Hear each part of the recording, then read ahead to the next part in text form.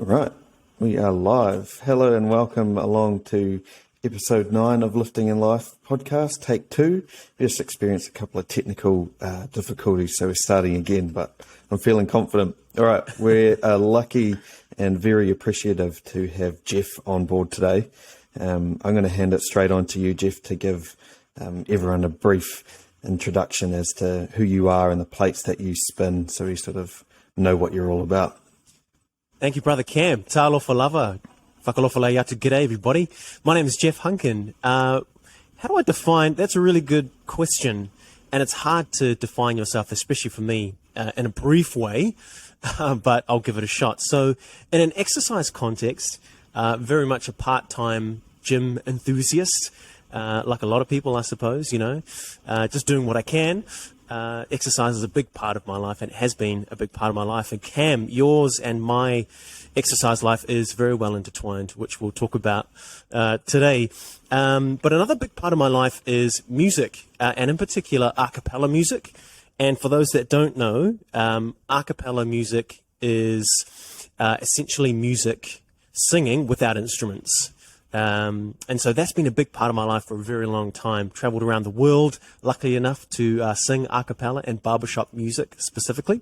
So those are two big things in my life. And the third is I'm a family man. So I've got a 5.5-year-old daughter and a 2.5-year-old son, and married to my wonderful wife, Jess. We're high school sweethearts from back in the day. And so I like to refer to that as my holy trinity of things. My family, my exercise, and my music. And then, of course, I have to come up with a way to pay for all of those things. So I work during the day at ACC, New Zealand's accident insurance provider, as a comms guy. So I look after a team that create interesting social media posts. We do work on our website and a bunch of digital marketing things. And I suppose that's me in a nutshell. That was spot on. Brief was the instruction, and you nailed it, I think. Where I'd like to start, obviously there's a lot that we could delve into and unpack there. I'd like to start nice and simple with the fitness aspect of those things that you've got going on. And I'd be keen to sort of understand and unpack what first got you into the gym and what was your motivator for getting into the gym at that time. So if you want to start us off there. Sure. I think like a lot of people, I have a very start-stop journey with the gym, so I'm not going to rewind right back to the start just yet. But I think what'll be interesting is thinking about when you and I first met, Cam, because that's probably one of the milestones in my exercise journey, is when I was scrolling through my Instagram account trying to find a personal trainer. And it was actually the guest from your previous episode, the wonderful Ash Cam, who connected the two of us together. I remember I messaged her because we'd met a whole bunch of years back through some mutual friends, and I said to Ash, Ash, I want to get extremely ripped up in all the best ways possible. Do you know anybody that might be able to help? And she sent me back this Instagram profile. And of course, the title of that Instagram profile, Cameron Holmes. And so thus began a beautiful journey of intertwined, exercise enthusiasm. And so my catalyst for getting in the gym is connected to the music world. So I said at the start I sing a cappella, and so I sang in this chorus called Vocal Effects, and we were planning to go to Los Angeles in 2020. And the reason we were going to Los Angeles was to compete in the International Barbershop Chorus competition. And we wanted to do something that was really unique and present something special on the international stage that spoke to who we were as New Zealanders, and also our Polynesian heritage. And so the first song we were going to sing is New Zealand's unofficial national anthem, Pokara Kareana. And the second was a mashup of songs from the Disney movie Moana. I think it was We Know the Way and gosh, I forget the name of the other one. But essentially, for those that haven't seen that movie, it very much is based in the Pacific Polynesian worldview, and it's a beautiful celebration of all things Pacifica. And we wanted to take that and present that to the world. And part of that, of course, those of you who have seen things like the haka and Pacific Island dances, a lot of the times the guys go with their tops off, and that's something that the international stage would never have seen, is guys on stage with their tops off singing this a cappella music. I mean, you just don't put those two things together, right? So we wanted to take that stage and be in the best shape of our lives. And so we had a year and a half to pull that project together. I was strolling my phone, asked Ashcam, please help. She put us in touch with Cam Holmes, and then we got stuck into it. I remember you and I and one of my best mates, Joe, we sat down for a coffee to talk through our goals. You said, hey, Jeff and Joe, so what do you guys want to achieve? And we said, super ripped upness, just like you, please, sir. Tell us where to sign, and we're all over it. I just remember being so intrigued and interested and not confused, but really racking my brain as to, okay, I've got these two guys in front of me now, both super extroverted, bringing heaps of energy. How do I, match their energy, but also, I don't know, set them up with a plan for success, and how do we do this together? So I just remember being really excited too, because he had such a clear goal. Look, we're going to LA this date. We just want to be shredded. How can we do it? We've got 8 months or whatever it was. Yeah. So I do remember being so enthused and interested in that coffee catch up. And you were so great at setting out expectations, and I think you said that we've got a really clear timeline, so here is how we're going to do it. We're not looking to drop heaps of weight super rapidly. We want to do it, and we want to do it consistently. But then I think importantly, the other thing you said was that we want to set you guys up for life, not just for this particular event, but to take away some habits that can see us, take some, not just get ripped up and then forget all about exercise once that LA 2020 is over. And so to this day, what are we, a few years down the track from that, I still practice my Cam Holmes principles, in exercise and in nutrition. Yeah, one really good example, I remember early in our training sessions, Cam, we were upstairs at the Lambton Quay, Les Mills, and I was standing watching Joe doing some exercise. I think I had my hip cocked, and I was leaning back on my hip, and I was trying to look super cool, watching Joe do his tricep pull downs or whatever he was trying to do. He was probably doing a great job of it. Love you, Joe. And you turned and you looked at me and you said, when you stand, doesn't matter if you're standing waiting for a workout or if you're standing anywhere, you need to stand balanced on both feet. Keep your feet under your hips, because it's, it can affect your posture, and that can affect how you work out, and that can affect a whole bunch of alignment things. And honestly, man, to this day, I still think about that. And when I find myself standing weirdly, I always think, what would Cam say? Cam was standing here, he would tell me to stand up straight and keep my feet under my hips. And so I do that to this day. That's so cool. That just brought back how almost every session that we had, I feel like I would be poking you or telling you to stand up straight. And I feel like that in itself, so many people could learn that too. Because it's a little side tangent, but if you delve into that more, if you're standing off center like that, big things that it can impact especially is obviously your hips, but also your lower back, right? So if you're standing like that, you're going to build up that side of your body more tension wise, and then you're trying to come into the gym and squat and deadlift and do snatches and clean and jerks and stuff like you are now, and it can have a really negative impact. So that's a cool one. And I've held on to that, ever since we worked together. And then, of course, we trained. And LA 2020, we put it all over our social media channels. And, I got a lot of the guys in our chorus on board with that mantra.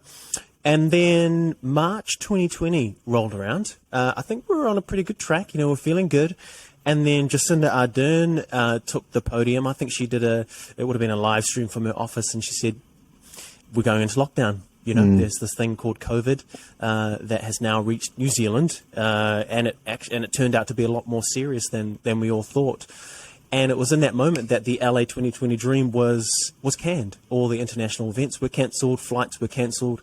We fronted up to the guys, and I was co-directing the group at the time. And I remember the mood was really quite somber, because we had built up this really hardcore movement about, we're going to take New Zealand and Polynesia to the world stage, and we had practiced and we were all feeling super good about where we were. Was everyone else also dieting and cutting down and trying to get in shape for it too?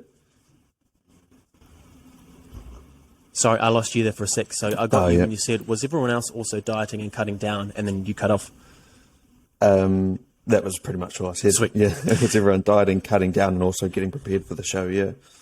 So we had probably about half of the chorus along on the ride with us in terms of the gym and nutrition stuff, and they were the half of the chorus that were going to, halfway through the song, rip their tops off and somehow be covered in baby oil. We hadn't worked out the logistics of it just yet, but it was going to be amazing. We had thought about some spinning fire sticks at some point. I'm not sure whether we would have been able to get that over the line. But about half of the chorus were into it, and we had a Facebook page going, and we'd tag each other in updates. And yeah, March 2020 rolled around, and we had to pull the plug. And I thought we might have delved into these more psychological aspects later in the episode, but we're here now, so I'd be keen to jump into it. How did you as an individual, but also the group too that you're talking about, how did you handle that moment when you knew that you couldn't go? Because obviously you've had this big physical thing that you've been enduring as well, cutting down, sticking to your diet and all that kind of stuff, going to the gym. But then also there's just so much emotion that goes into doing a big event like that, especially when it's overseas. So yeah, the two parts, how did you handle it as an individual? And then what were some things that you did as a group to help overcome that? That's a really good question. And it hurt, I think people who have prepared for something, to represent either, at a national level and even represent at an international level, how much work goes into that, and you have to make sacrifices all over the place, whether that's late nights, long days, extra rehearsals, all of those things that kind of put your best foot forward. And when that's taken from you, it can be really tough. And then on the other side of the coin, we had to kind of contextualize that with saying that this is a world health issue, and there are some people who are dealing with much more severe ramifications from this virus than not going to a singing competition, right? So on one hand, there was this real emotional reaction to it, but on the second hand, there was a rational reaction to it. And I think it's important to kind of acknowledge both sides, and being a leader in the chorus, I think it was really important for me to acknowledge both sides as well. Guys had spent a lot of time and a lot of emotional energy, I think, investing into this LA 2020 dream that we were building. And there were tears, when we had to have the virtual call, but because at that point we had been restricted in being able to get together. So it was all done virtually. My co-director Charlotte and I, and Joe was there. We were there in person in a small room, and we were kind of briefing the chorus over the internet. And of course, at that stage, that would have made it even so much harder. You couldn't even hug each other. That's right. That's right. And so it was still weird at that point to do things over Zoom. I mean, we're very good at that now, but we were just starting that out, and it was tough. But then, of course, I contextualized it, and I said, well, at the end of the day, we've still got each other, we've still got music, and we've still got the ability to do that, and that's a lot more than others have, and so I think on both sides of the coin it was difficult, but then also I rationalize that by saying that there are much worse outcomes from this pandemic than not being able to go and sing in Los Angeles, and so that's the way that we approach that. But there is a part of my heart, I think, that is always quite a little bit sad that all of that emotional and physical energy that we had never got to see the light of day. Yeah, I think that's such a paradox when something's bad has happened to you, but then you sort of outweigh that by saying, oh, but there's this worse thing that's happened. I think in that situation you have to be really mindful of, like it sounds like you were, that it still affects you. It's still a thing, right? Just because someone's going through something more difficult doesn't mean that your thing isn't difficult too. Because then if you took that as far as you could go, then there's only one person in the world who could be upset or something because they have it worse than everyone. So This interesting sort of, but you, like you say, you had to rationalize it somehow too, right? Because otherwise you probably would have just been so caught up in the emotion of it that it would have been even more of a difficult thing to overcome. Yeah, you're so right. And I think it is important to acknowledge, that everybody does have issues and things that affect them, and not to minimize them at all, but to kind of take it in context, I think is what we tried to do with LA 2020. But I knew that there was hurt across the chorus, and I wanted to acknowledge that, and I was feeling that too, because we had worked so hard for a dream, and for that to be out of your control, taken from you, is something that you can't rationalize by saying, well, there's nothing we can do about it, because that can sometimes make it worse for some people. We all kind of live on a spectrum of reactions, and so that was that. But that actually began a catalyst of, we ended up getting together as a chorus virtually. I think we met weekly. We started putting together online singing projects, and we got people involved in all kinds of things. And actually, I remember my co-director, Charlotte, was great. She would get everybody together every week just to talk. It's hard to sing over the internet. Those of you who have tried to sing, and, you end up singing over each other, and it doesn't sound super great. We ended up just talking, just connecting with the guys, which I think, for those of you, again, who have worked towards something as a team, the connection that you make with those people, it can't be understated. You just make such a bond with people that you have a shared and invested dream with, that we wanted to keep that connection alive. So we did a lot of people did, Friday night Zoom sessions, and how was your week? And I think a bunch of us still kept working out. That was a whole nother thing, man. That's going back. That was going to be my follow-up question, actually. I'll let you ask it. Yeah, I like that you talked about what you did as a group, but what was your plan as an individual in terms of you physically? Because you'd been dedicating so much of your time to your health and your nutrition and your training. How soon after, it being canned, did you start to think about how you could adapt your training, or how you could continue training? I think the momentum, we wanted to keep the momentum going. I remember Joe and we had a number of workouts where we would, live stream over Zoom, and I'd send through a workout and we'd do it together. I think at that point, I didn't have any proper exercise gear.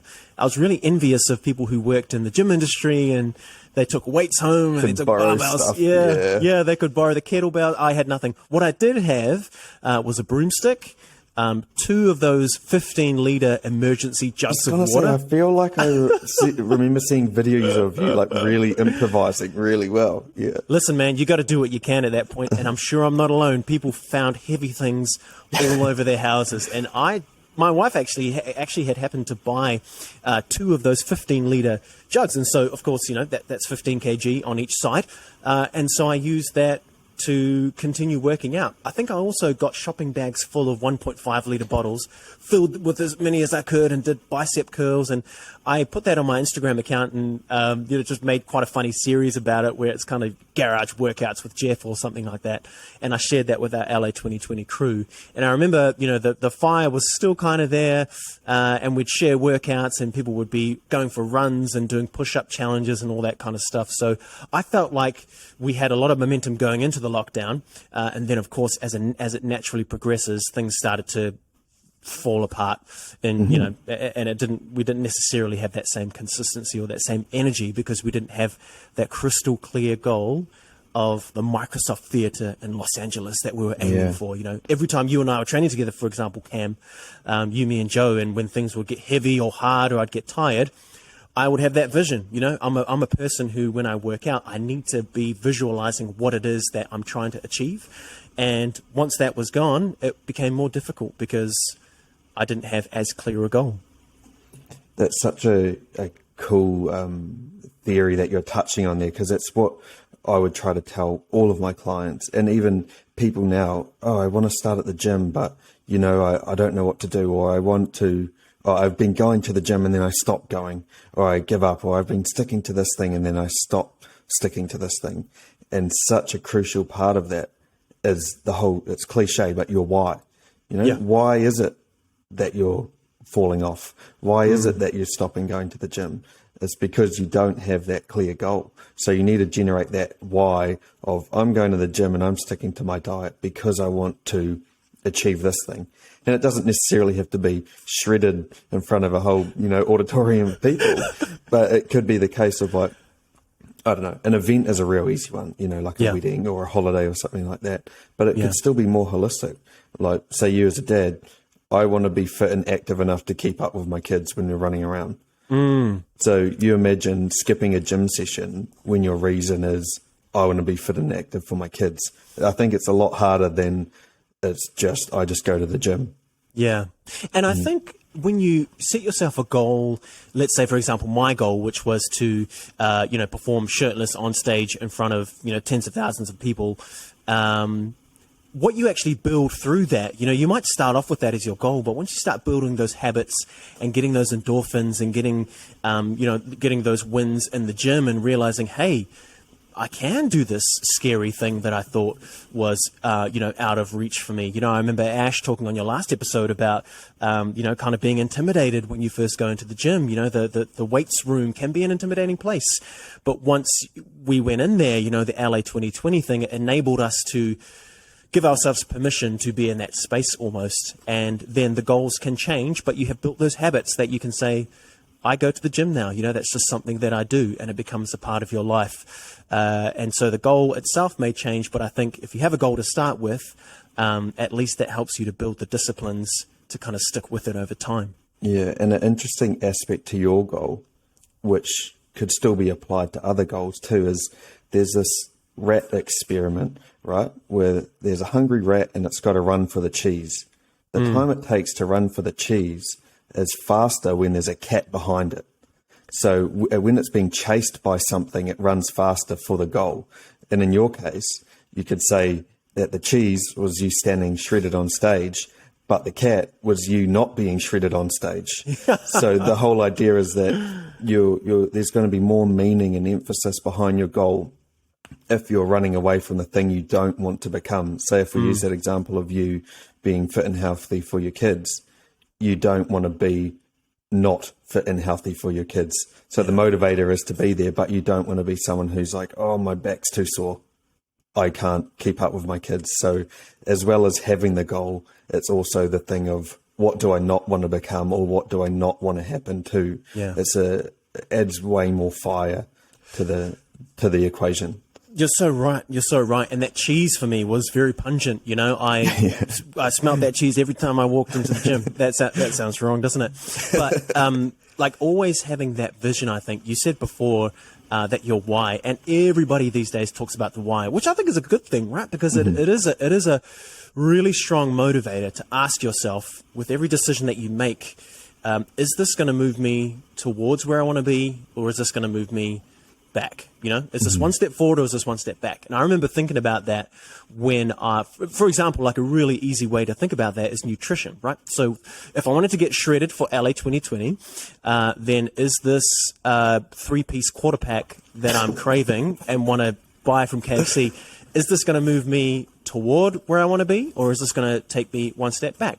And of course, if I'm having a treat meal, or if it's part of a refeed or something like that, like food in itself isn't intrinsically bad, and that's a conversation for another time, which I'm sure you've kind of delved into. But it's kind of with every micro decision that you make, if you have a crystal clear vision, you can ask yourself, is what I'm about to do, i.e. sleep in or press the snooze button, is that going to step me toward my goal, or is it going to step me back? And that really helped to keep me moving in the right direction. And so, yeah, for me personally, and I imagine, a lot of people out there are the same, I have to have a crystal clear vision of what I'm trying to achieve, especially when it comes to exercise stuff. And that's just setting a clear time frame, right?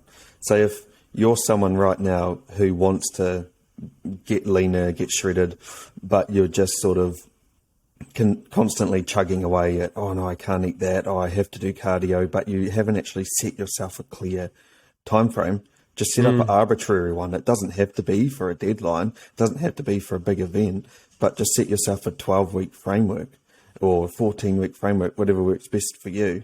So then at least you have a clear deadline in your mind. And that's not to say that after that deadline that you just blow out and go get that KFC or just start binging or anything like that. but it Yeah. gives you a time frame to work within, Yes. rather than just feeling like you're always in a cycle of, I'm trying to get leaner, I'm trying to lose weight. And it gives you a time frame to make changes in too. That's what we did with your plan, right? It's like, okay, we're a month in, sweet, we've done this, but we really need to speed things up, or we're going too fast. So you can say each week we need to change this, or each month, if you've got a longer period of time, we can implement these changes to work with our deadline, rather than just having this blurry sort of, I'm just Yeah. trying to get lean kind of goal. That's totally right. And I'm very much a planner. And so I think we must have come to you maybe in February or March in 2019, knowing that we were going to perform on stage in June 2020. That's right. It was a long, Yeah. it was a year and Yeah. a half, I think we had, eh? It Yeah. was. And so we knew from the outset how long we had to do this thing. And I think because we could give that to you, you were able to work that variable in, right? Because then you were able to look ahead and say, well, if we work backwards from that, we're probably going to want to get shredded, like 8 to 12 weeks out from comp. But then until then, let's just consistently bring you guys down to where you want to be, rather than dropping rapidly at the start. And like all those conversations, I think, were really great because we had the vision, we had the timeline. We just needed the expertise to get there.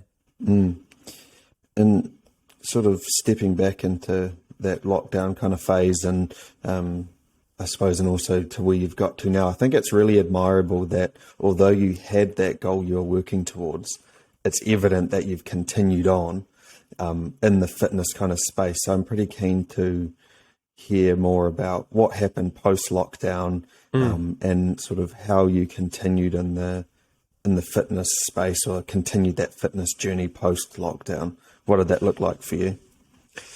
So I ended up at a crossroads where one side of the crossroads was just giving up the gym again, like I had in the past, and not really doing much. But I knew that's not what I wanted to do, because after all of the work that we had done together, you, me, and Joe, I knew that I wanted to continue to exercise, because I found that the benefits, and I think everybody who works out knows this, right? It's much more than the physical well-being benefits that you get. It's very much about the mental side of things and the endorphins that you get, but also the self-respect that you can build, and knowing that you have the discipline to get up early, or to do the workouts, or to run when it's raining, or what have you. And I knew that I really enjoyed that side of exercise. And it's interesting, you were speaking before about, like having a cycle, like a 6-week cycle or an 8-week cycle, because that's very much one of the key elements of my time at F45. And what a segue into another really significant part of my exercise journey, which was joining F45. And that happened shortly after lockdown ended. And I think, if my memory serves correctly, my sister had tagged me in an Instagram post. Opened my phone one day, and she had tagged me in this community post that F45 Porirua had put out, and they said, tag your family members, and we're giving away a membership and all this kind of stuff. She tagged me and my wife, and we didn't win that competition. But the owner of F45 Porirua, this magnificent, larger-than-life fella, goes by the name of Matt Cooper. He ended up messaging us on Instagram, and he was like, hey, you didn't win the competition, but are you still interested in coming down and checking it out? And at that point, I had probably had enough of the water jugs, the 15 kg water jugs, and the 1.5 Need litre. some real equipment. I wanted to get my hands on some good stuff, and I think I was ready for a bit of a change in that sense.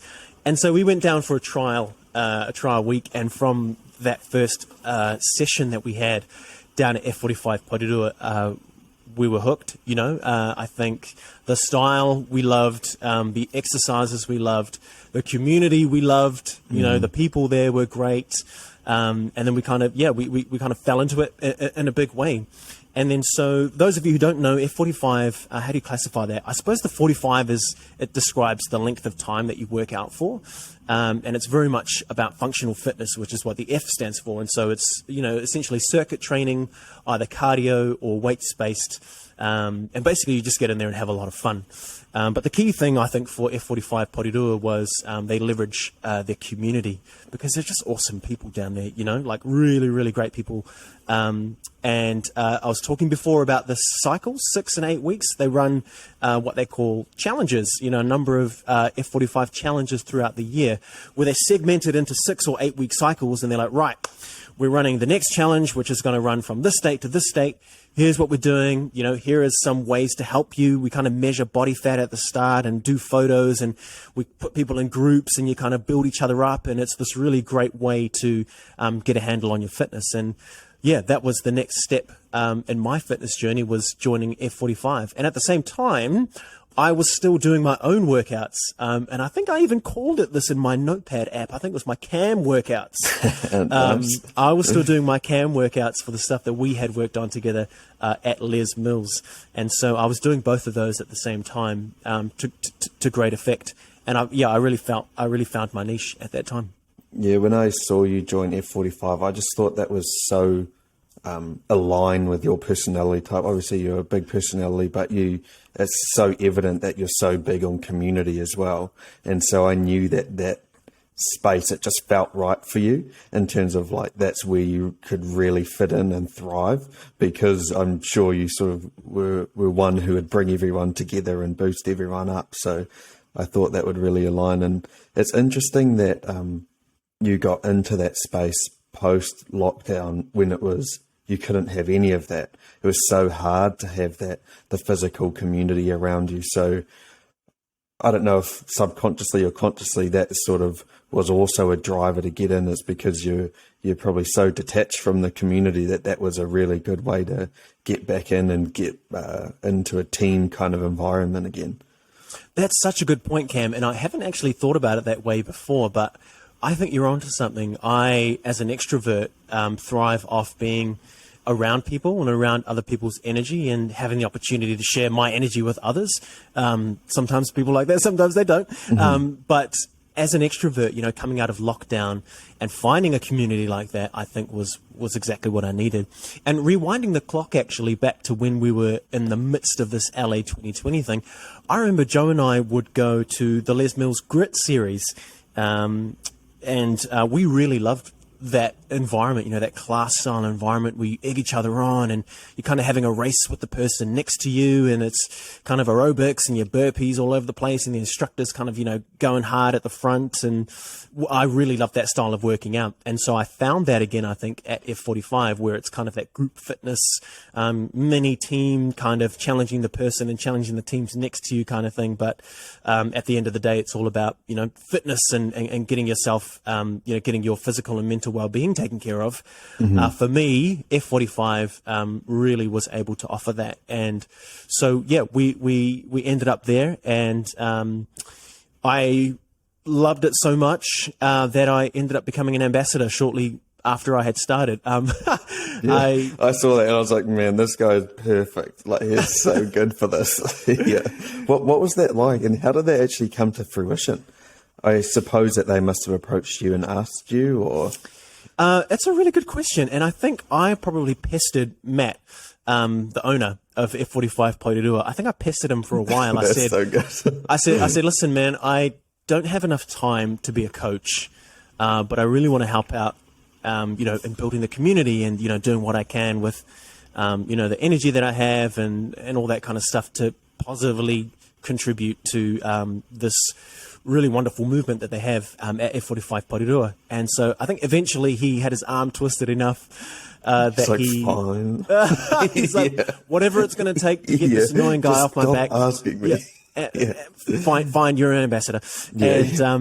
And so that meant that I was able to find that right level of commitment, not necessarily having to be a coach and being on a timetable for coaching and all that kind of stuff. But I think, the role of an ambassador essentially is what it says on the tin, I think, where you just kind of exemplify the culture and the values of the place to members, and particularly to new members, and to help people feel welcome and kind of form that connection point between people and each other and the F45 club itself. And so that was a really natural evolution of my time at F45 was to be an ambassador, and I loved it. It was just really great to get into the gym and help people feel at home and help people feel comfortable, because it can be a really intimidating space, and I know you guys have spoken about this, that the gym can be really intimidating, where people might think, oh, this is not really for me, this is only for fit people. And but the thing you have to realize is that everybody's journey has to start somewhere.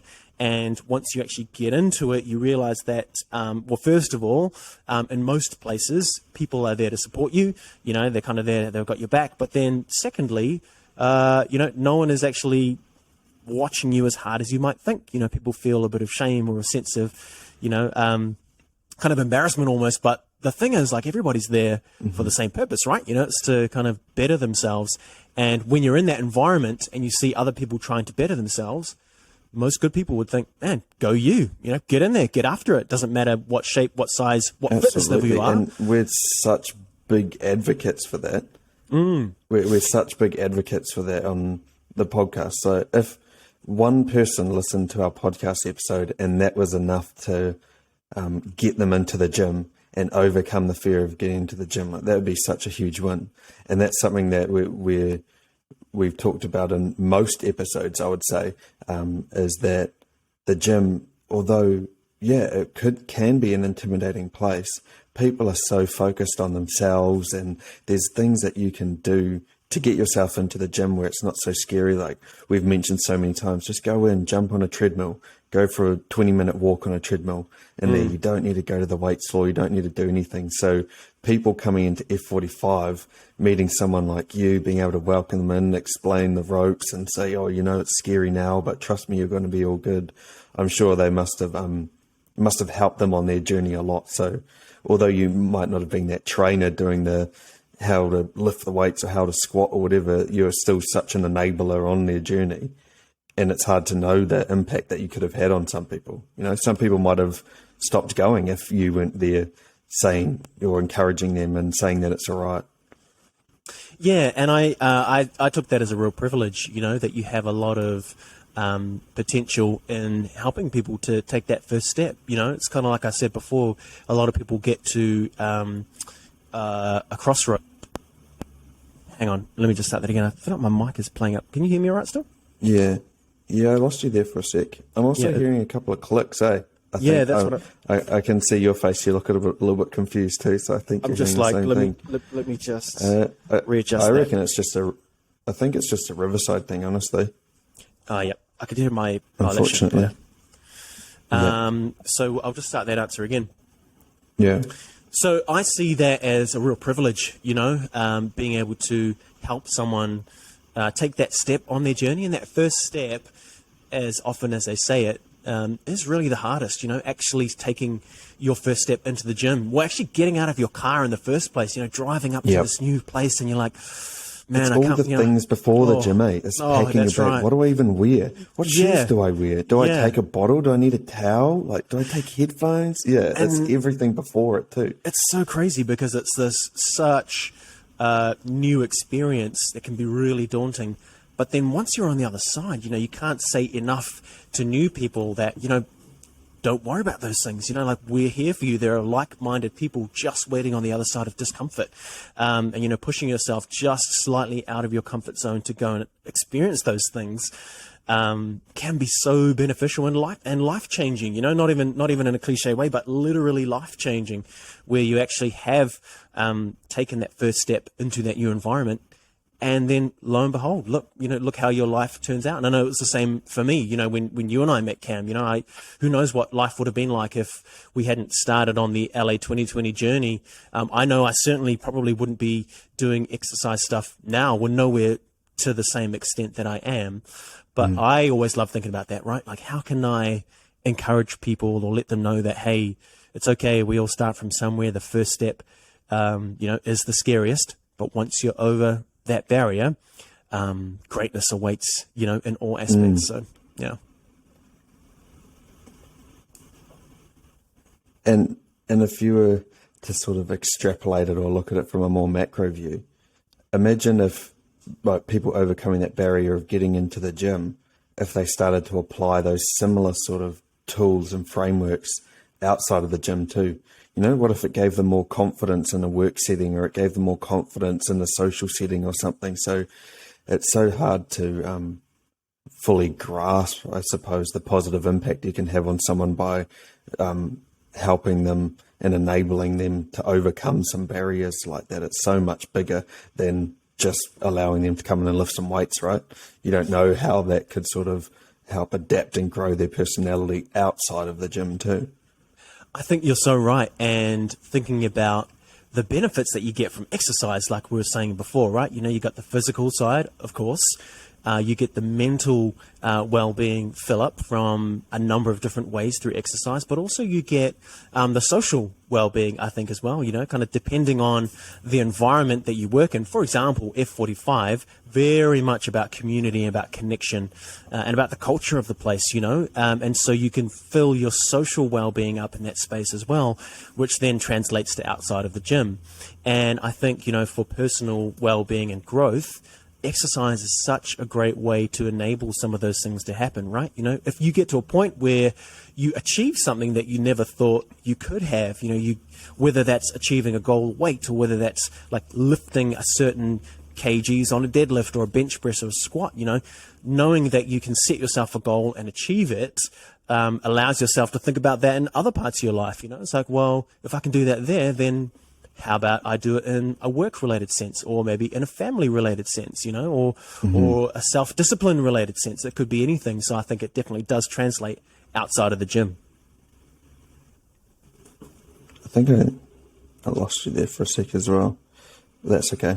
I got you. That actually is a good segue into something I was keen to jump into with you. And when prior to the LA 2020, you know, really kicking off, and you're more deep into your singing and your musical pursuits, were there any key learnings from those endeavors that you could translate and apply to coming into the gym and getting into the fitness space, or are they so unrelated you couldn't translate them? I'd be keen to hear if there was any sort of comparisons or learnings you could draw that helped you once you got into the gym. I think that there are some very direct comparisons that I can draw from my time in the music space to my exercise approach. And just for a bit of context, way back in 2002, my three friends and I, we started a barbershop quartet, and that was the very first taste that we got of singing this barbershop music style. And again, barbershop is a cappella, unaccompanied, there's no instruments, it's just you and your voices. And we were standing around in our school hall, and our teacher said to us, I want you guys to write down a goal. And of course, I think we were 13 and 14 at the time. We didn't know what she was asking for, so we wrote down, on a piece of paper, we wrote down, become world champions. And we kind of laughed to each other because we were these four dudes. Full stop. Yeah, that was it. Full stop. And we kind of laughed because we were these four Pacific Island dudes from down in Tawa, Wellington, New Zealand, on the other side of the world, to where barbershop singing is actually, you know, created, and where all of the excellence comes from over in the States. So anyway, we wrote that dream down, and that was that. And then over the years to come, we actually started to get better than we thought. In 2002, we won the New Zealand high school comp. So we went to America to represent New Zealand. In 2004, I think we came third in the world for that age group, which we were blown away by. And so we thought to ourselves, hey, we're actually not too bad at this barbershop thing. And then in 2006, we won the International Collegiate Barbershop Quartet competition. And at the time, we were the very first non-American group to win any international barbershop competition. And so I think that dream that we had written down on that piece of paper was starting to come to life. But the story doesn't end there. We decided then, because we'd won the high school level or the university level competition, it was time to take on the big boys. And the big boys is basically every other barbershop quartet in the world, right? Which you would imagine are amazing and excellent and fantastic, and they are. And we knew we had our work cut out for us. So we went back to New Zealand and we started working our butts off, and we were singing and we were singing and we were singing. And in 2009 was the very first time we tried to go up against the big boys.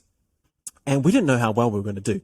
So we went on stage and we sang our songs. And at the end of it all, we ended up coming 9th out of, I think, 40 quartets that had made it to the Worlds. So 9th out of 40 was way better than we thought. Oh, mate, we thought we would come dead last. We were like, well, we don't know how well we're going to do, but let's get out there and give it our best shot. We came 9th, and it was then that one of our coaches said to us, if you guys want to do it, and this is me impersonating his American accent, wonderful friend of ours, his name's Gary. If you guys want to do it, if you guys want to go all the way, you can do it. And we thought to ourselves, man, if we've come this far and we've got 9th place in the world in barbershop quartets, these 4 young Pacific Island dudes from New Zealand, maybe he's right. And so in 2010, came back and we went on stage, sang our songs, and we came 4th in the world out of, I don't know how many we're competing. So it's like 40 quartets end up at the international comp, right?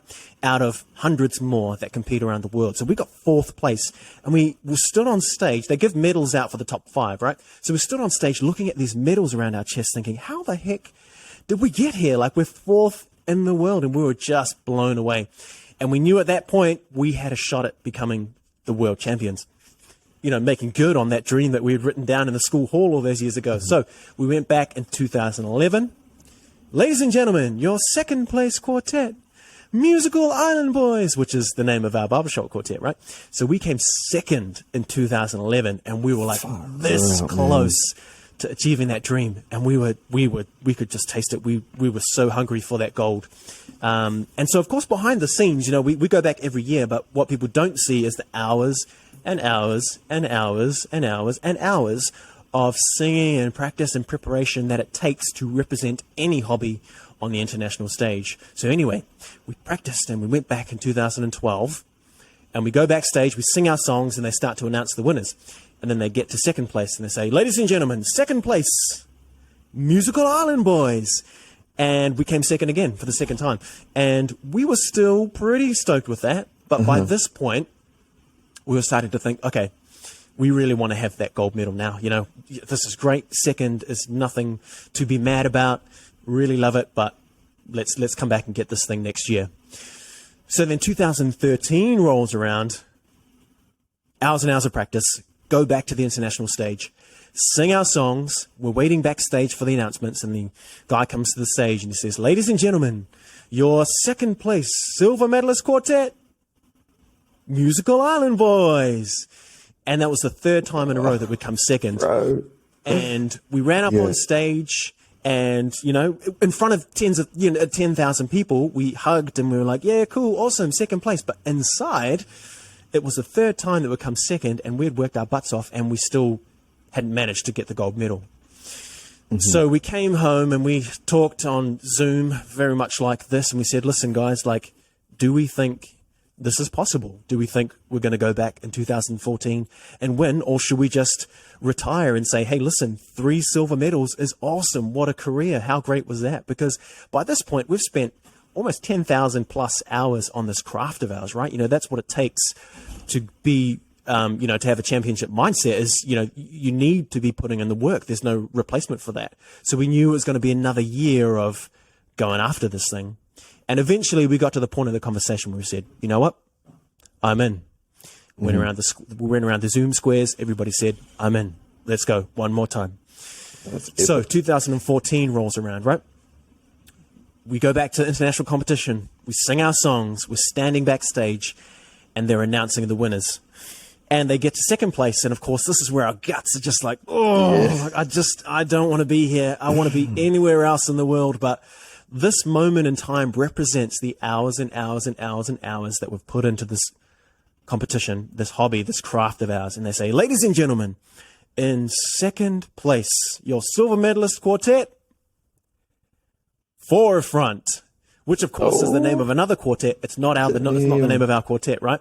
And so 2 things have happened. We've either won the competition, or We bombed out so badly that we didn't even make the top 5, and they're not even going to announce us. So we were in this big huddle backstage, and we were thinking to ourselves, boys, this could be it. We've been at this thing for years and years and years. Is this the moment that our dream finally comes true? And then the guy comes back to the microphone and he says, ladies and gentlemen, your 2014 International Gold Medal Quartet Musical Island Boys. And that moment to me, it's almost like a dream, right? Because you've been visualizing and thinking about this, and that's the vision that we've had in all those hours and hours and hours of training. We knew what its purpose was to be the best that we could be on that stage. And we ran up to the stage, cried our eyes out. We took ages to get there, by the way. Like, we stood hugging like this, probably for about a minute, because we knew all the blood, sweat, and tears that had gone into that moment. And we ran up on stage, got our gold medals, and that was that. And so, from that experience, we knew that we had made good on that initial dream that we written down on that piece of paper, which was become world champs. And so, what I like to take from that story, you can take a lot of things from that story, but I like to kind of refer to it as the championship mindset, right? Because without the championship mindset, there's no way that you can achieve at a level like that, and you can take this mindset and apply it to anything. So there are a few different elements to that that you can pull out. So the first one, really critical, is belief. Like belief that what you are pursuing is possible. You got to commit fully to the belief that what you want to achieve, you can achieve it. Mindset is key. And Cam, I know you know all about this. It has to start up here. Like everything that you do has to start with the mindset that you can achieve it. If you already down talk yourself and say, nah, that's not for us, they'll never give it to 4 brown guys from New Zealand. Let's just be happy with what we've got. You've you already don't have lost that the belief. competition if you're thinking like that. You've already lost, man. That's it. So you got to have that belief first that you can do it. The second is like commitment. Every choice that you make, and we talked about this earlier, every choice you make has to be with the mindset, is this going to put us toward our goal, or is it going to move us further away? And in that context, it was, do we want to practice again on a Tuesday, Thursday, and Saturday night? I feel like going to the movies, or I feel like sleeping in, or what have you. We have to make those active choices to think, is this going to move me further, or toward or further away? The third thing, which I think is really evident in this story, is resilience. Like setbacks. You have to understand that whatever you're trying to pursue, it's not going to be a straightforward path. There's going to be bumps all over the place. It's going to be up and down. I think there was this really good Instagram post shared today by Squat University, which basically says that the path to success is not linear. And that applies to everything, right? Setbacks are part of the journey. And in fact, on reflection, that's what makes the story so great, that nothing worth having was ever easy to get. And in our case, we got third place. Second place 3 times in a row. Like we just got punched back and punched back and punched back.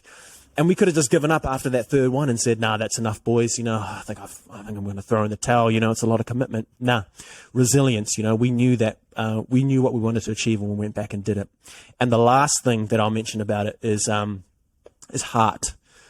I think, above all, you have to stay true to yourself. You have to remember your why. You have to think about, what is it that I bring that's unique to this journey, and how do you stay true to that? So for us, a really good example for that is that we went back in 2014, and our mindset was that let's stop trying to be like the other gold medal quartets from the past. Let's be the best version of the Musical Island Boys we can be, and let's go out with a bang. And if that wins the competition, awesome. And if it doesn't, that means that we go out of this thing and we know that we stayed true to ourselves, and we sang the songs we wanted to sing, and we did it the way we wanted to do it, and we can be happy with that. And so we stayed true to who we were. And I think heart, like always staying true to yourself and what drives you is so important. So that's the championship mindset for me. All right, man. You touched on so many things there. I'm noting things down, crossing things out, noting things down. But the first thing I want to touch on with that story is that it reminds me of, The Secret. When you put something out to the universe and it comes back to you, it's almost like, although it might have felt like a bit of a joke or a laugh when you wrote that, be world champions down, you do wonder if when you wrote that down, all of you did kind of take it seriously, and that's sort of what put that energy out there, and it came to fruition and eventuated over time after all the hard work and the hours that you put in. It's pretty crazy to think that something that was kind of just like lighthearted, it actually over the years and the dedication that you put in actually did eventuate. Another thing that I'd kind of like to go back to that you touched on there I think it was when you came fourth the first time, it's almost like you had some elements of imposter syndrome there, like you and your mates thinking like, man, who are we, like some Islander boys from Porirua here standing on this big stage being presented these awards. So was that something that you reflected on much at all in that moment, or did you kind of just come home and continue to do the work and focus on the next one? Yeah, Cam, that's such an on-point reflection, I think, which kind of comes down to one of our culture's traits, which is humility, right? You know, like being humble and never really wanting to stand up or stand out. And that has its benefits and has its drawbacks, as we know, you know. Sometimes that can really, like, of course, humility is a great thing in balance, you know, but then you've also got to take pride in your achievements and be grateful and thankful for where you are and celebrate those. And I think it was a mix of those two things. You know, I remember standing on that stage, looking down at my chest with this medal in hand and thinking a mix of things like, how did we get here? Like, you know, these four island boys from New Zealand. And then the other half of my brain, of course, thought, well, heck, man, we've been working our butts off. You know, we've been working our asses off. And honestly, one of the comments that we got a lot was, oh, you know, you guys are so talented, you know, oh, it just must be nice to be so talented. And when I hear that and when I think about that, it's like, man, no, it wasn't about talent at all. It was about hard work. You know, hard work beats talent every day of the week. And what people don't see behind closed doors is going over and over and over the music, or in an exercise context, you know, going through the sets and every rep and all the reps and all the sets, add them all up. That's thousands of them over time. It's exactly the same in the music sense, right? And so we worked our asses off, and sure, there was a bit of talent to begin with, but then recognizing that, hey, guys, we've worked hard to be where we are. Let's be proud of that. And then also, I think that unlocked our hunger to say, yep, this is for us. If we want to go after this thing, then let's go after it. Yeah, that's powerful. The other thing that you're kind of touching on there, and what you talked about in terms of the journey not being linear, and even your friends or people saying to you, man, you're so talented. It's interesting, the linear, how a journey isn't linear, but then how we have social media now, or even just then how you touched on people seeing your success.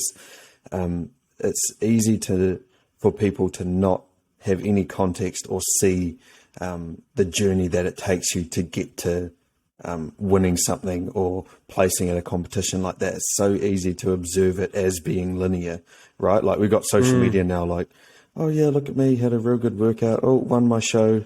And people see it as going from like not having done this thing to then you're winning this thing. Like, man, you're so lucky. So it's a powerful tool when we go back to that social media, that also understand that some people that you follow and some people who, you know, they might seem to have all the success, there's heaps of context that we're not getting to.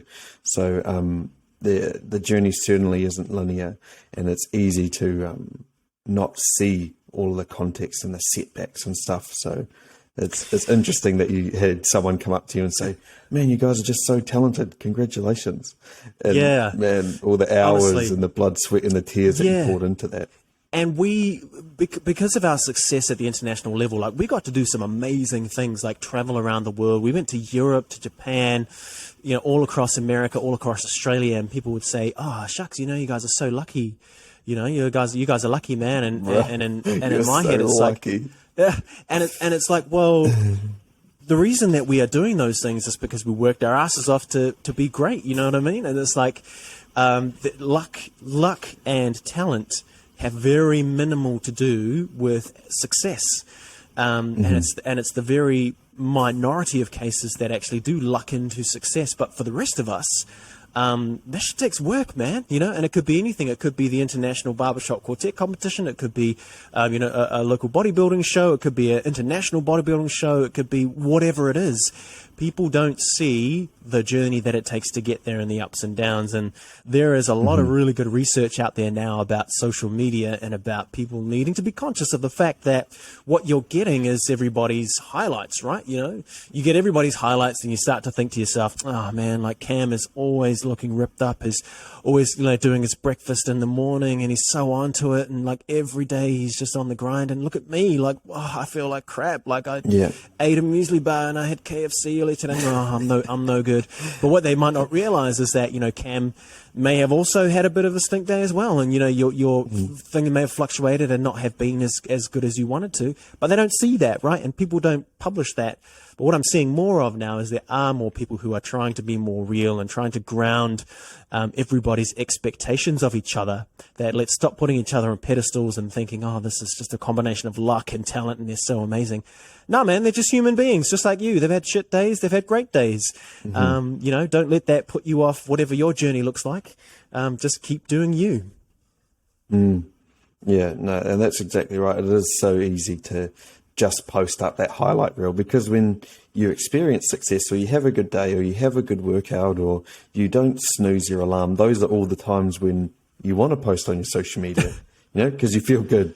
You're like, yeah, I did this thing, woohoo. And it's not necessarily a conscious thought like, I'm only going to post good things. It might just be the case that when you feel good, those are the times when you feel encouraged or excited to post. So that is a good takeaway. And another aspect that I really liked about the comparisons and the learnings that you drew from your time and your singing is that it's evident and also encouraging that when people are wanting to sign up to the gym, they're already bringing a lot of learnings with them. They might not be world champions at something, but there would have been times in their personal life or maybe at school or work where they've had to overcome something that they don't want to do. And that can be in many different forms. So it could be a learning that, oh man, I had to present this thing at school or I had to present in a meeting and I didn't want to do it, but yet I still did it. You know what? I do have the courage to go into the gym today. So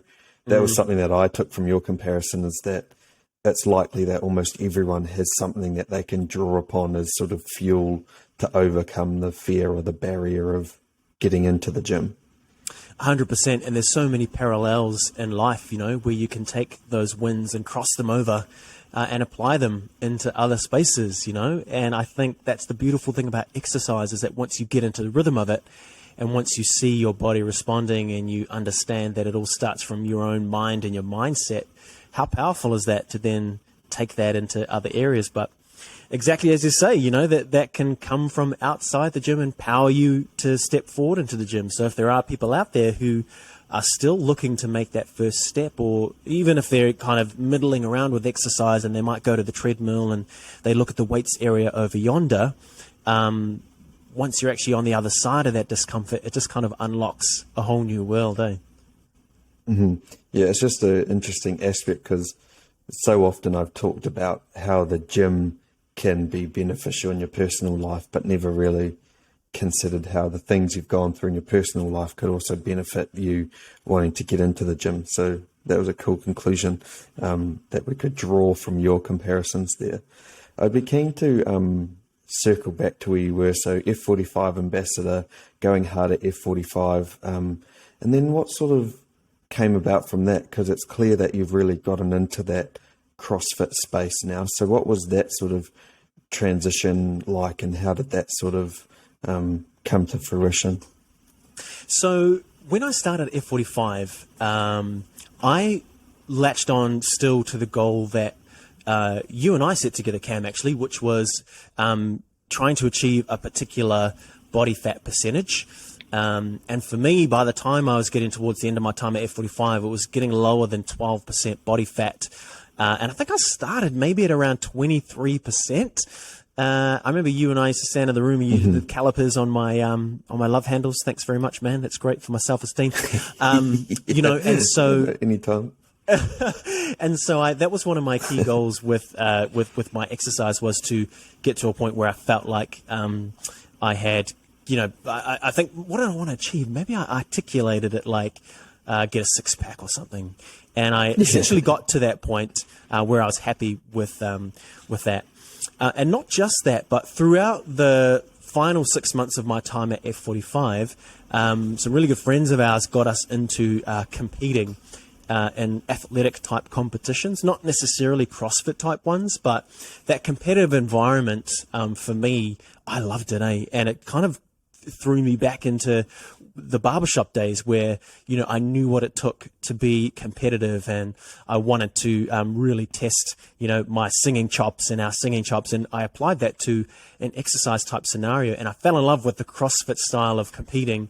And we started to do some workouts in that sense. And I got to a point where I thought, well, if there ever is a good time for me to make a switch and to change up my training a little bit, then now might be a really good time to do it. And so at the start of this year, I started at CrossFit Porirua. And in that time, I set myself some real clear goals on what I wanted to achieve. And I'm kind of still going after those in that sense. But, I was at F45 for 18 months and really enjoyed, being a part of the community. Really enjoyed the style of workouts, got a taste for the bug of competitive athletic style, exercise. And there I was. I was also turning 35 this year. I've turned 35 now. I turned 35 in May. That officially makes me a master's athlete in the world of CrossFit. So I definitely feel like I'm getting on. But I thought, I want to focus on seeing how far I can push myself in my athletic capability while I still can, and in a competitive sense anyway. And it's been really great. Like, it's a whole new world of exercise and fitness, and CrossFit's one of those things. It's kind of, how do you know somebody does CrossFit? Don't worry, they'll tell you. But also it's like all different facets of exercise. You got your bodybuilders, your CrossFitters, your kind of weekend enthusiasts, and like there's really great things about each of them. And it's all just part of my journey, and I've really enjoyed it in the time that I started in January up till now, 8 months time. But I've taken the same championship mindset into what I do at CrossFit Porirua. I did that at F45 as well. And in my ambassadorship, I would talk about those kind of things often, and kind of helping people to move forward in their exercise journey. And then now at CrossFit, I set myself really ambitious goals. I think one of them is, or was, to get a bar muscle up. Have you... you know what bar muscle up is, eh? So we kind of like throw your hips up to the bar and you throw yourself over and do a tricep push-up at the top of the bar, like a very technical gymnastic type movement. When I first started CrossFit, I set myself this ambitious goal of getting one within 6 weeks' time. And I remember a few people were talking to me, they're like, come on, bro, like you're just starting out, you might want to give yourself 6 to 9 months to do it. Some people have been doing it for years and they can't even get their first muscle up. So, just set your expectations. And to me, it's like, well, shit, if I was able to set some goals and go and win a international barbershop competition against all the odds, then, no one is going to tell me what I can and can't do. And so that kind of set the fire underneath me to get that. And lo and behold, 5 weeks later, after I started, I was playing around at the bars, bada bing, bada boom, got my first muscle up, and that was that. And so it kind of like reinforced to me that if you have a vision and have a belief and have a dream of something that you want for yourself, the only person really that's standing in your way is you. And so what I did to achieve that was I just went to as many trainings as I could. I researched it. I looked it up. I looked up all the techniques. I watched the YouTube videos. I did everything I could in pursuit of that goal to demonstrate to myself, hey, I can do it, and this is where I want to be. And so that was kind of the start of my CrossFit journey. And I'm still very much a beginner, but I'm loving it. That's so interesting. That's such a clear comparison between, okay, I've got this goal in my mind, I know I can do this, and then you implement the training, the upskilling, the practice in order to be able to do the thing that you set your mind to. That happened with your singing, and now it happens as simple as a muscle up. And that's not an easy thing to do either, so that's pretty cool. But I actually would be keen to hear more about your goals that you've set yourself when it comes to CrossFit? Because prior to that, when you're more sort of standard weight training focused, it's more about getting lean, getting abs, like you said, you know, getting ripped and getting muscles. But when it comes to CrossFit, it's such a dynamic and complex sport. You know, you've got Olympic lifting, and then you've got things like your muscle ups and handstands and stuff. So I could imagine the goals, although you obviously still want to look good physically, there'd be goals that are more specifically targeted around your mobility, your strength in certain movements. So how have you, apart from your muscle up goal, how have your goals shifted now that you've come into CrossFit? You're exactly right. They did shift from kind of aesthetic, looking a certain way, to being more... Actually, sorry, I thought I lost you there for a sec. Let me start that answer again. Yeah, did you lose me as well? Yeah. You're absolutely right. My goals did shift when I joined CrossFit from being aesthetic related, i.e. get a six-pack, get under a specific body fat percentage, to now being the best athletic performer that I can be. And I think those aesthetic things kind of happen as an aside to that, but my focus now is all of the CrossFit movements, mastering those, getting really good and comfortable with them. And it is tough, man. Like, as you said, I suppose it's in the name, you know, it's just crosses so many different styles of fitness.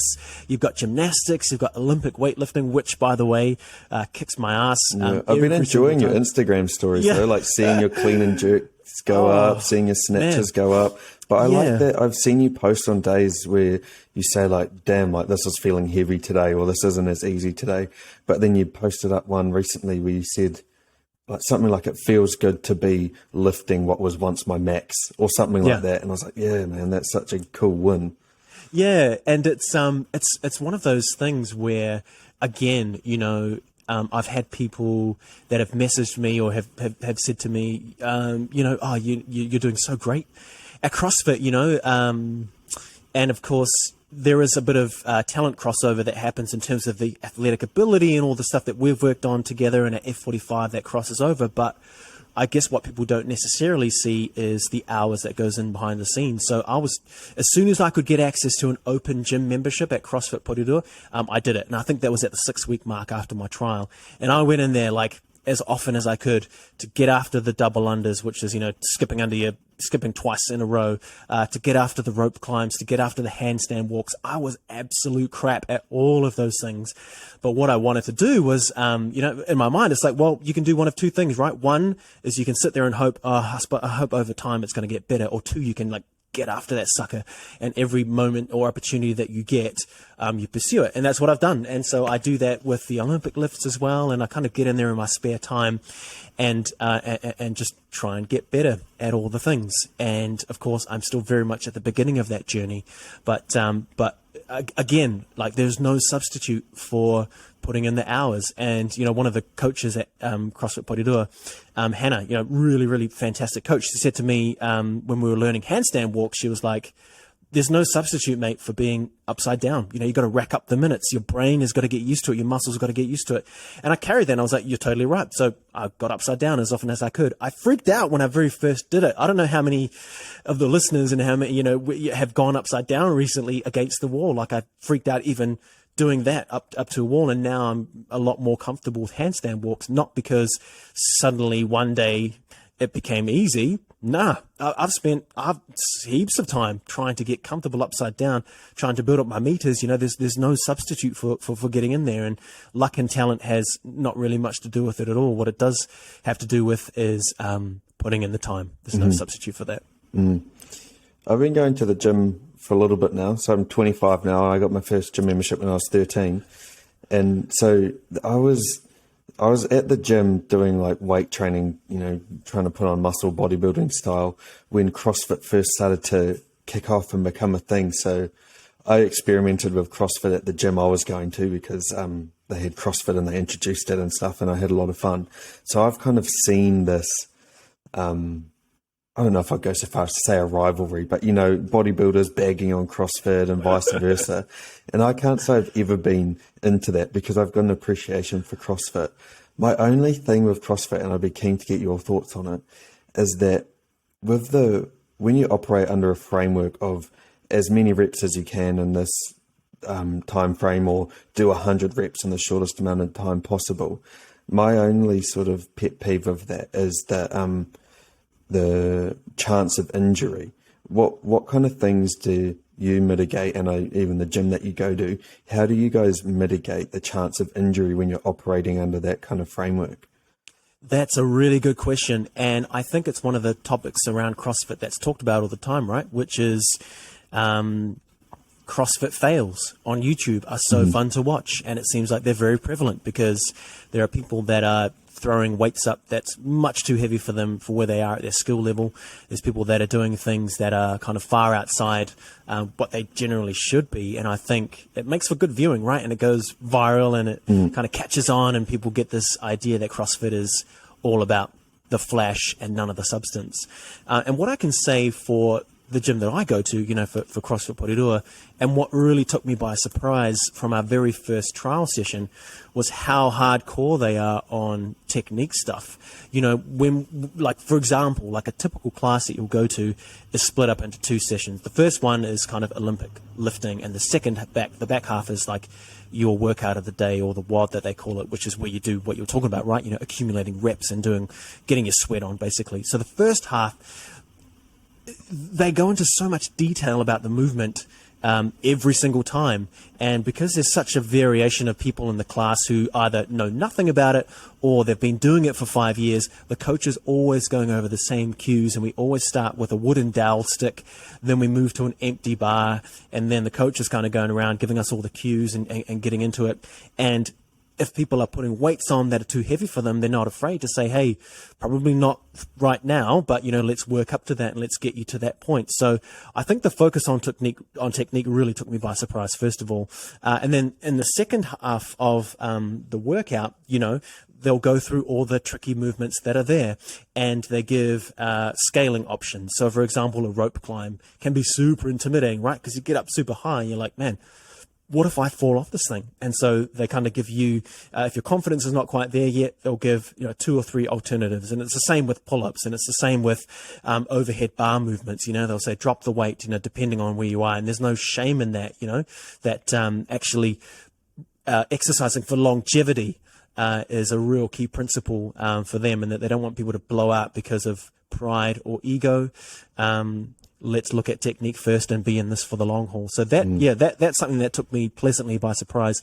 Most of all, taking that much time, starting with the dowel stick, starting with nothing, going through the principles every single workout is just great, because it doesn't matter if you're brand new or if you've been doing it for 10 years. There's always something that you can take away, or a little reminder that'll help you to improve your technique. So yeah, that's such a good sign of a good gym and good coaches. I know, like you chatted about Scott University, he is so good, and he put up a post recently about, like, any coach can make you sweat, or any coach can make you tired or sore, or blah blah blah, but not every coach can educate you and empower you and all that kind of stuff. So it sounds like you're in a really good and positive space to be in there, and it doesn't sound like they're going to let you get things too out of hand for your capability. Yeah, no, I feel very in capable hands, at CrossFit Porirua, and I think that was one of the things that I had going in was, I had the same mindset. I didn't really know what to expect. I kind of knew that there were some cowboy, operators out there who would let people kind of get into a scenario or a situation where they might hurt themselves, right? But what I've seen in my 8 months there is that very professional outfit, you know what I mean? Like, pride themselves, I suppose, almost on ensuring that, we take things seriously, and that translates into the pursuit of your goals. One of the things I really like about the place, for example, is that mindset around, you don't have to be the best, but if you're here, we expect you to give your best. You know what I mean? And I think that mindset aligns with mine perfectly. So I feel like being the best version of you, right? Yeah. Not necessarily you compared to others. It's you versus you each time you go in. And always bringing that best version of you. What's next on the CrossFit sort of plan for you? Do you think, well, it sounds like you want to get, quite competitive with it. Do you see yourself getting into competitions and, wanting to compete with other gyms and other people? And what's sort of next on the agenda?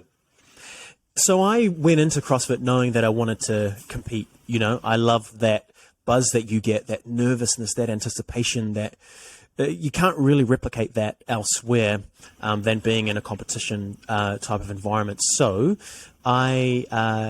within actually the first 6 months that I started CrossFit, I think I entered my first competition, and it was a local one. I got my ass thoroughly handed to me, which I knew was a possibility. But it's all part of the journey, right? Like we were talking about before, that the journey is never a straightforward one to the top.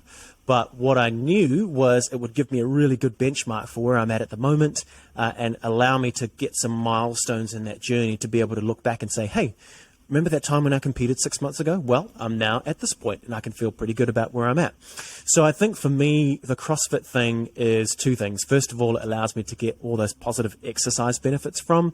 But second, it gives me something to drive and to strive towards in that part of my life, and give me almost that self-belief and validation that if I can set myself some goals and achieve them, how good is that? And maybe that's something that I like to share with people, is that if you want something, it is for you. Like, never let people tell you that, nah, that's not for you. That's nah, you're kind of too tall, or nah, your muscle, you're too old, or you're too skinny, or in our case with the singing, no, they'll never give it to 4 brown boys. No, it's not for you. No, never let anybody say shit like that to you, because whatever you want to achieve, you can achieve, and there will be barriers along the way, which is where resilience comes in, right? You have to understand that it's not going to be a straightforward path to the top. It's going to be super winding. You're going to have to adjust your course, but if you want to get something done, really the only thing that's standing in your way is you and your mindset. I feel like that gave me goosebumps. That was, yeah. I don't even know what to say to that. Yeah, that was really good, because there's so many things that you can delve into there, and it's so easy to be, I don't know if it's like insecure or self-conscious. It's more like self-doubt. Yeah, have self-doubt or that imposter syndrome. Like, why, who am I to think that I'm capable of achieving this thing? Or if you're quite agreeable and you have people directly telling you, like you said, oh no, you're a little bit, you're too old, or oh no, you're not fit enough to do this, or you're not, this thing, so you can't do it. If you listen to that, and then, I don't know, who knows what stones you've left unturned if you don't be resilient and overcome those things and give it a shot. Who knows, maybe it's not going to work out for you, and maybe they were right, but at least you're not just giving up at the first sort of barrier, or them giving up as soon as they tell you that you can't do it. At least you're going to prove yourself right or wrong. It's so not right. You just allowing someone else to sort of dictate your destiny or what you can and can't do. That's so right, Cam. And as you say, you might try something and not get to where you want it to be. But I'll tell you something, I didn't learn lessons by the moment of walking on stage to get that gold medal. All the lessons that I learned were in the moments and the years leading up to that. Actually, I'm thankful that we didn't win that competition for the number of years that we did, because it taught me everything that I needed to know about myself, is that, do I have the mental toughness to get through this? Do I have the resilience? Do I have what it takes? And I think about that example. I'm like, well, hell yeah, I do. Let's go. You know what I mean? And if people are kind of stymied at that first step, they don't get the chance to have all of those learnings, right? And again, you may not make it to your ultimate goal, but think about how many things that you'll learn about yourself on the way there that you can then take to your next endeavor. And you always take something from each journey. You always do. And that's the thing that I really, really like about hearing people's stories of pursuing a goal. And it might not work out, or sometimes it does. But those learnings, you can apply them to other frameworks and other areas of your life. And that's what I'm like training people. When I was training people, I was such a huge advocate for that. If you can prove to yourself that you can stick to this plan and keep turning up every day, what can you then help other people with? If you've got kids, what can you teach them? Hey, I did this thing, I didn't give up, and, I was successful at it. That's something that you can give to them, or it's something that you can apply to your personal or your work life, or, I don't know, you want to start a business. Okay, well, I know that I can get up early every morning to do my cardio. well, you know, I can get up early to work on my business for half an hour, or I can stay back later to work on my business. So although people on Instagram or whatever just see that you're lifting weights and moving stuff around, it's so much bigger than that. And I feel like in one way or another, almost all of my clients, I would touch on that with them, is that, yeah, you're here to move some stuff around or jump on the treadmill or do your cardio or whatever it is. It's still so much bigger than that, because you can apply it to other facets of your life.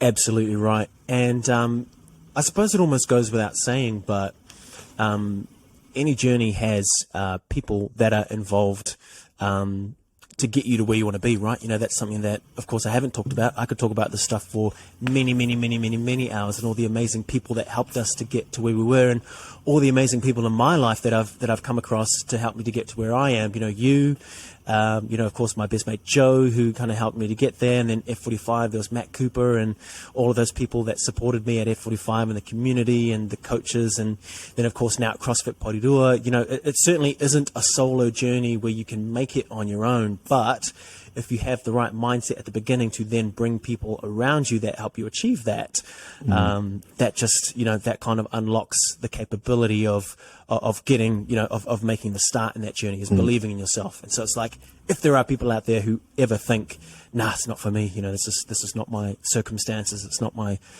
thing to have, change that mindset. And I feel like the second part of it's having the courage to start the thing, but it's also having the courage of being vulnerable enough to ask for help, right? You're not going to get help from all those people you've had help with unless you seek that advice and say, like, hey, I'm here to learn, I'm here to listen. Like, can you please help me? I'm, you know, open to learning. Like, what kind of wisdom can you provide me on my journey to get here? So it's having the courage to start, but also having, like, yeah, getting rid of your ego as well, I suppose, is a part of that, to say, yeah, I don't know anything about this. I know you're an expert in this field. Can you please teach me? Absolutely. And I think having that beginner's mindset into anything that you do sets you up majorly for success. And I thought about that going into CrossFit as well. You know, I didn't want to go into it thinking, oh yeah, I'm already 12% body fat, you know, I've been doing F45 for 18 months, like, how hard can this be? Let me at the bar, let's go. Yeah. Like, I went into it knowing that I wanted to become a beginner. I wanted to learn everything from scratch. Also because I wanted to start out with good technique, because as you know, if you have really great technique, you can lift the heavier weights, right? You know, but if you kind of embed those bad habits from the start, they become much more difficult to get out of. But there was this quote that I really like about learning, which is exactly what you said. It was, if you are not willing to learn, no one can help you. But if you are determined to learn, no one can stop you. You know what I mean? And that's kind of the mindset that I come out with. Is it like, I feel like I've never arrived, not in barbershop singing, not in exercise, not in anything. You know, there's always new things to learn and to be better with. So always asking yourself, you know, how can I come at this from a humble beginner's perspective will always get you a lot further than coming into something thinking you've already got it sussed. Because that doesn't do anyone any favors, right? And then people are like less likely to help you, and they're like, no, this, you know, I tried to coach this guy, but he kind of was like, oh yeah. No, I already know that. I already know how to do my bicep curls. Don't worry. Yeah. And you become uncoachable, right? And then that person doesn't necessarily succeed as the one who always comes at everything in life with a beginner's mindset. I feel like that's the perfect spot to wrap it up. I don't know if you've got anything further to add. No, but no. We have been talking about your singing, and I kind of want to put you on the spot here. Before we wrap it up, do you reckon you could just prove to the listeners, you know, that you can sing and give them a little bit of a taste of your voice? You can say no if you want to. If you're not warmed up, you know, if it's not quite there, you don't have to. I usually charge a lot of money for this, Cam. I usually charge people a lot of money for this. Send me an invoice afterwards. It's worth it. You are putting me on the spot. I don't know. What's of course, I'd love to. Yeah. I'd love to sing a song. I'm usually quite a shy guy. Now those people who know me will laugh at that sentiment. But gosh, I don't know. Like, what's a song that I can sing? What was the one that you put on your story the other day? You said it was the anniversary of your favourite karaoke song. Even if you just sung the like chorus of that. Oh, of course, it's a Boys to Men special. How could I forget that? So Boys to Men, very influential in my career. All right, End of the Road by Boyz II Men. Here we go. Although, let me start that again. We just edit it out if it's not good. No. We're just going to cut the episode there. Yeah. Thanks, Anyway, guys. thanks, guys. Catch you later. Although we've come to the end of the road, still I can't let go. It's unnatural. You belong to me. I belong to you. Oh, yeah.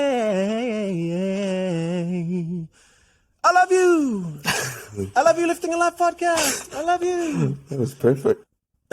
Should I just use that as the intro to all of our podcast episodes now? Thanks, bro. I appreciate it. And I really appreciate you coming on. It's been awesome to have a proper chat to you. And I'm sure that people would have taken a lot away from this episode. There's a lot of wisdom that you imparted on us there. So thanks, man. Epic. Well, thanks for having me. Yeah, and obviously, like I say, you played a massive part in my journey. I still actually eat my peanut butter on toast for breakfast every morning that you put me on. And the snacks are still the same. Apples and almonds, rice cakes and peanut butter. Honestly, right. mate. It's humbling to know that those learnings are still something that you carry on with today. It's really cool to hear that. Thanks, man. Real quick, if you want to check out Jeff on Instagram, that's probably your main platform, right? NZ Jeff, a little shameless plug there for you. Thanks, man. Go check him out. And yeah, thanks for tuning in. Appreciate it. Thanks, you guys. I'll stop the recording.